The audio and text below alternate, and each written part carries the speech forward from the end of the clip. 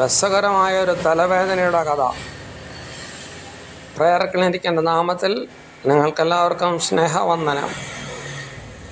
Okay, kindly share, comment and subscribe. Thank you.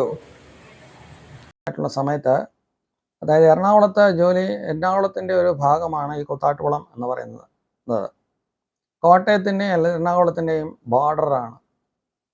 അപ്പോൾ ഒരു patient വന്നു. അദ്ദേഹം ഒരു തലവേദന കൊണ്ടാണ് വന്നത്. ഏകദേശം 52 വയസ്സാകും, മുടിയൊക്കെ നരച്ചിരിക്കുന്നു. അപ്പോൾ അദ്ദേഹം തലവേദനയാണ് പ്രശ്നങ്ങൾ. അപ്പോൾ ഞാൻ തലവേദനയെല്ലാം നോക്കി, പ്രത്യേകിച്ച് കാര്യങ്ങളൊന്നും കണ്ടില്ല. എക്സ്റേ എടുത്തു.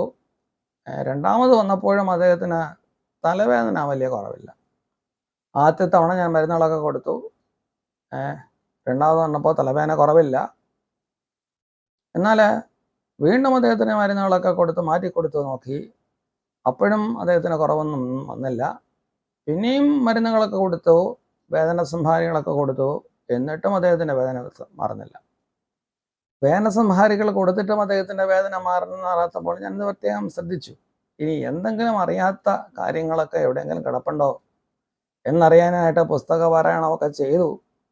പക്ഷേ ഒരു കാര്യവും കണ്ടില്ല. ഒരു 3-4 തവണ കഴിഞ്ഞപ്പോൾ അദ്ദേഹത്തിൻ്റെ ഭാര്യയുമായിട്ട് വന്നു. ഞാൻ പറഞ്ഞു, ഭാര്യയോട് അടുത്ത പ്രാവശ്യം വിളിച്ചുകൊണ്ട് വരണം. അങ്ങനെ അദ്ദേഹം ഭാര്യയുമായിട്ട് വന്നിരിക്കുകയാണ്. അപ്പോഴും അദ്ദേഹത്തിന് കുറവില്ല.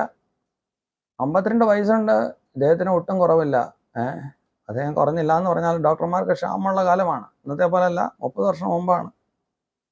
ഇന്ന് തെരുവിലെല്ലാം ക്ലിനിക്കുകളാണ്, അന്ന് അതല്ല. അപ്പോൾ ഞാനദ്ദേഹത്തോട് കുറവില്ല. എന്നിട്ട് പലം നോക്കി, പല കാര്യങ്ങൾ നോക്കി, എന്നിട്ട് അതൊന്നും ഒരു പ്രശ്നമില്ല. ഞാൻ ഏതായാലും എൻ്റെ തോൽവി സമ്മതിച്ച് ഞാൻ ഗുളി എഴുതി കൊടുത്തു. ഗുളി എഴുതി കൊടുത്തത് കഴിഞ്ഞ് അദ്ദേഹം പോകാനായിട്ട് വെളിയിലോട്ട് ഇറങ്ങിയപ്പോൾ അദ്ദേഹത്തിൻ്റെ ഭാര്യ ഇതാ കയറി വരുന്നു. ഇപ്പോൾ അദ്ദേഹം വെളിയിലും ഭാര്യ അകത്ത്. അപ്പോൾ ഞാൻ അദ്ദേഹത്തോട് പറഞ്ഞു, ആ സ്ത്രീയോട് പറഞ്ഞു, ഇദ്ദേഹത്തിൻ്റെ തലവേദന കുറയുന്നില്ല, സാധാരണ മരുന്നുകളൊക്കെ കൊടുത്തിട്ടുണ്ടോ, എനിക്ക് ഗുളിക കഴിക്കുന്നുണ്ടോ എന്ന് സംശയമുണ്ട്.